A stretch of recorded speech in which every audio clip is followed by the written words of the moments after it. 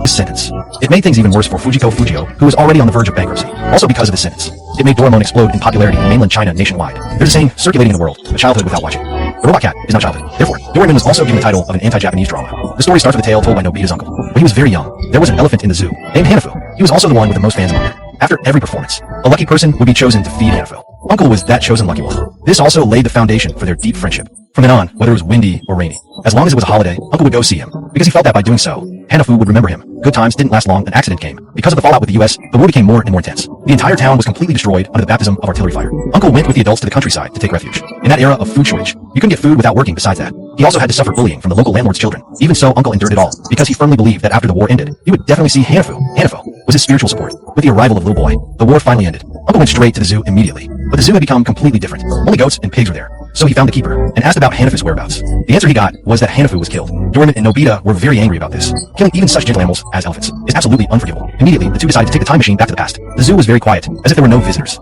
Ahead is the elephant house. At this time, Hanafu had long lost his spirit, so thin that his bones could be seen. Just then, the door opened. Seeing the keeper, Hanafu walked over, using his trunk to express his grievances. When the keeper brought food to Hanafu with eyes full of tears, but eventually took the food back. Unaware of the situation, Nobita and Doraemon threw all the potatoes inside it. The keeper could only tell them that the food was poisonous. Unexpectedly, Hanafu actually threw the potatoes back out. It turns out, elephants can naturally distinguish whether food is poisonous. Doraemon, they were very puzzled, but the keeper had no choice either. He also received orders from above, saying, if shells destroyed the cages, and the animals escaped onto the streets, it would become a very troublesome matter. Otherwise, who would want to kill him? He had long treated Hanafu as his own child, telling him to sing. How could he possibly kill him with his own hands? At this moment, Hanafu started performing tricks, thinking it was the same as usual. That performing tricks would get him food. On the other side, the colonel, because the zoo director disobeyed orders, was already furious. Without food transported to the front lines, the soldiers would just starve to death. The keeper also brought back the poisonous food untouched. This made the colonel instantly irritable. He immediately decided to handle this matter personally. Nobita and the others told him, there is no need for this, because the war will end soon.